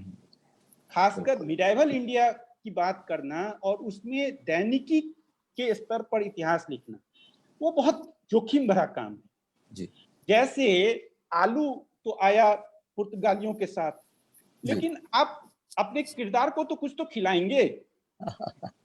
तो इस तरह का, इसीलिए मैंने कहा कि आप इतिहास को पॉजिटिविस्ट तरीके से नहीं जाएं कि जहाँ की इतिहास में हर जानकारी वो एकदम चाक चौबंद हो। उससे अधिक जरूरी है कि आप उस स्पिरिट को पकड़ें और एक कुछ यूनिवर्सल सा संदेश दें। वो अधिक जरूरी है मेरे लिए, जिसमें कि आप एक वैश्विक दृष्टि देते हैं। जी, क्या बात है। बहुत अच्छे तरीके से आपने कहा। हाँ, और बल्कि वो पुर्तगाल और आलू वाला जो उदाहरण है वो बहुत सटीक उदाहरण है। मतलब उस एक उदाहरण से हम समझ सकते हैं कि बहुत डिटेलिंग वैसी करने की जरूरत नहीं है। आप एक वैश्विक दृष्टि रखकर भी काम से कर सकते हैं। और मुझे लगता है कि समय 1.5 घंटे के आसपास हो चुका है। और उषा किरण जी हमारे साथ लगातार जुड़ी हुई हैं, तो मैं अब मीरा जी के पास पुनः धन्यवाद देते हुए जाता हूं। सारी लेखकीय बिरादरी की तरफ से मैं प्रकाशक को धन्यवाद ज्ञापित करता हूं, एक बहुत अच्छे उपन्यास को बहुत खूबसूरत तरीके से न केवल प्रकाशित करने के लिए, बल्कि जिस तरीके से इस उपन्यास का प्रचार किया जा रहा है, अद्भुत है। तो ये बहुत अच्छे से इस किताब को लाने के लिए हम पूरी लेखकीय बिरादरी की तरफ से आपको धन्यवाद देते हैं। और अंत में हम आपकी तरफ लौटते हैं। बहुत बहुत धन्यवाद पंकज जी, आपने इतना अच्छा आज संयोजन किया। शुक्रिया। आप सबसे विदा लेने से पहले एक बार और हम लोकार्पण की जी उसको और दिखा दें। जी। तो आशा है कि सभी इसको जो पाठक हैं, देख रहे हैं, जो होने वाले पाठक हैं, किताब को ऑर्डर करेंगे, पढ़ेंगे। और मुझे लगता है आज उनको इस किताब को पढ़ने के लिए लालसा तो है, लेकिन वो इतनी साहित्य और इतिहास के बारे में बातें हुई हैं तो मुझे लगता है कि इसकी 3-4 हमें ऐसी गोष्ठियां करनी चाहिए जिससे हमारा क्योंकि जो एक शुरू में उषा किरण जी ने बात कही थी कि इतिहास तो राजा रानी की बात करता है, लेकिन साहित्य अन्य की बात उठा के असल बहुत अच्छी बात, अन्य ही चीज है जो सामने आती है। और वो हमने जो आपने कहा सदन जी की रोजमर्रा की वो जो इतिहास बनता है वो अन्य से बनता है, ना राजा या रानी या जो मुखिया होते हैं। जी बहुत ही रोचक और बहुत ही ज्ञानवर्धक रही। आप सबका धन्यवाद। उषा किरण जी, सदन जी, गीताश्री जी और आखिर में पंकज जी, आपका इतना अच्छा चलाने के लिए बहुत बहुत धन्यवाद। जी नमस्कार।